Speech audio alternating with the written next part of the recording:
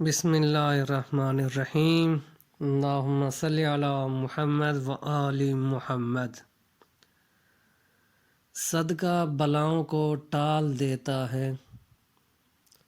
آئیے محترم ناظرین و سامعین، صدقہ بلاؤں کو ٹال دیتا ہے، اس کو ایک واقعے کے ضمن میں جانتے ہیں۔ ایک شخص حضرت سلیمان علیہ السلام کی خدمت اقدس میں حاضر ہوا اور نبی اللہ حضرت سلیمان علیہ السلام سے درخواست کی کہ اے اللہ کے نبی، مجھے کسی حیوان کی زبان سکھا دیجیے۔ حضرت سلیمان علیہ السلام نے اس شخص سے کہا کہ اے بندہ خدا، تو ایسی کوئی شے برداشت نہیں کر پائے گا۔ لیکن اس شخص نے اصرار کیا اور بضد رہا۔ تب حضرت سلیمان علیہ السلام نے اس بندے سے پوچھا کہ تو کس حیوان کی زبان سیکھنا چاہتا ہے؟ وہ شخص بولا، یا نبی اللہ، میں بلیوں کی زبان سیکھنا چاہتا ہوں، کیونکہ ہمارے علاقے میں زیادہ تر بلیاں پائی جاتی ہیں۔ تو حضرت سلیمان علیہ السلام نے اس شخص کو بلیوں کی زبان سکھا دی۔ ایک دن وہ شخص راہ گزرتے سنتا ہے کہ ایک بلی دوسری بلی سے کہہ رہی ہے کہ میں بھوک سے مری جا رہی ہوں، کہیں سے کوئی کھانا مل سکتا ہے؟ تو دوسری بلی پہلی بلی سے بولی، آج تو کہیں سے کھانا نہیں ملے گا، صبر کر، ہاں کل صاحب خانہ یعنی اسی شخص کا مرغا مرے گا تو ہم مل کر مزے سے کھائیں گے۔ وہ شخص جب بلیوں کی یہ بات سنتا ہے تو فوراً بازار جا کر مرغے کو بیچ دیتا ہے۔ اگلے دن دوسری بلی پہلی کے پاس واپس آئی اور اس مرغے کے بارے میں دریافت کیا تو پہلی بلی نے اسے خبر دی کہ مالک نے مرغا بیچ دیا ہے۔ لیکن پریشان ہونے کی کوئی بات نہیں، مالک کا ایک دمبا ہے جو کہ مرنے والا ہے۔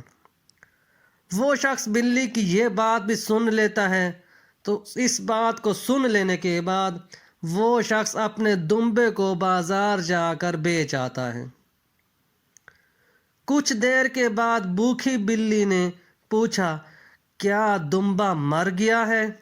تو پہلی بلی نے جواب دیا، افسوس، ایسا کچھ نہیں ہوا، مالک نے اس دمبے کو بھی بیچ دیا ہے۔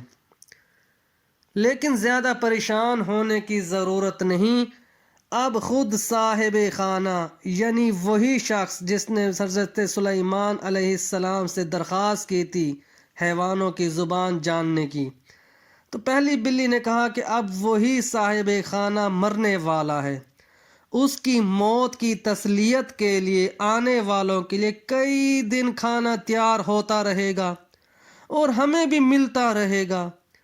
جب اس شخص نے یہ بات سنی تو اس کے ہاتھوں کے طوطے اڑ گئے، حواس باختہ ہو کر حضرت سلیمان علیہ السلام کی خدمت میں پہنچا اور انہیں سارا ماجرا سنایا اور حضرت سلیمان علیہ السلام سے درخواست کی کہ یا نبی اللہ، مجھے موت سے نجات کا کوئی راستہ بتائیں، موت سے نجات کا کوئی راستہ نکالیں۔